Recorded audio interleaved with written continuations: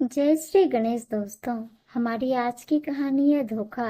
कहानी अच्छी लगे तो प्लीज चैनल को सब्सक्राइब कर लीजिएगा। अब शुरू करते हैं कहानी। मम्मी, खुशखबरी है आपके लिए। आप फिर से दादी बनने वाली हैं। डॉक्टर ने इस बार किरण को कंप्लीट आराम करने के लिए कहा है। मम्मी, आप कल की ट्रेन से ही आ जाइए। लेकिन बेटा, यहाँ तेरे पापा भी ऑफिस जाते हैं। मेरे बिना उनका क्या होगा। अरे मम्मी, छोड़ो सब। आपकी जरूरत यहाँ ज्यादा है। पापा तो कैसे भी मैनेज कर लेंगे। बस फिलहाल 3 महीने के लिए आप आ जाइए, क्योंकि डॉक्टर ने 3 महीने ज्यादा ध्यान रखने के लिए कहा है और कोई बहाना नहीं चलेगा। तब सुरेश जी ने उर्मिला जी से कहा, कोई बात नहीं, तुम सूरज और किरण के पास बेंगलुरु चली जाओ। मैं यहाँ जैसे तैसे मैनेज कर लूंगा। इस वक्त उन्हें तुम्हारी ज्यादा जरूरत है। लेकिन आप कैसे मैनेज करेंगे? मेरा तो जी घबरा रहा है सोच सोच कर। आप भी चल चलते तो मुझे यहाँ की टेंशन नहीं होती। हाँ, मैं चल चलता। 3 महीने बहुत लंबा समय है। मैं ऑफिस इतनी छुट्टियां नहीं ले सकता।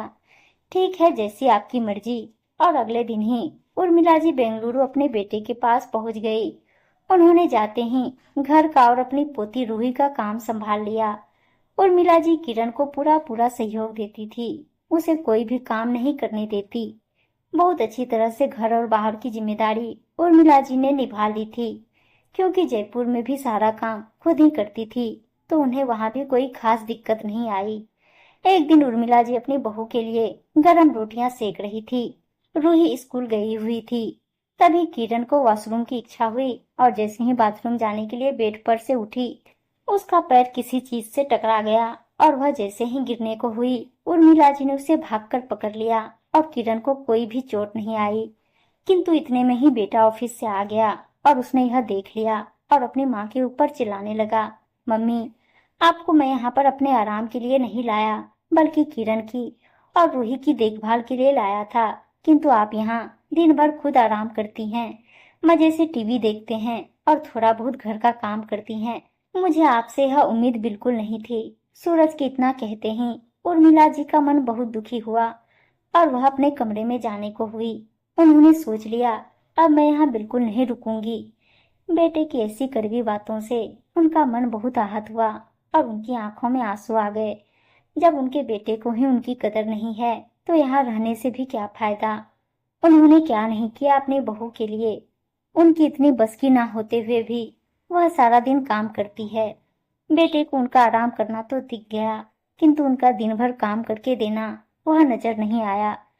जैसे ही उर्मिला जी जाने को हुई, उनकी बहू ने उनका हाथ पकड़ लिया और बोली, नहीं माँ, आप कहीं नहीं जाएंगी।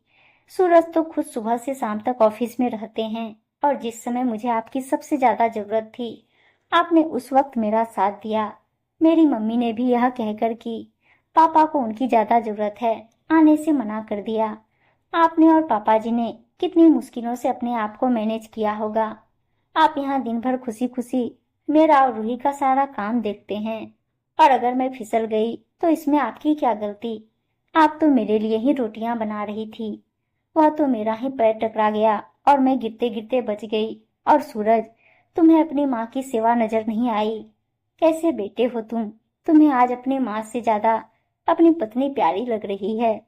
कभी कभी 2 पल के गुस्से से प्यार भरा रिश्ता बिखर जाता है, और तुमने आज यही किया है।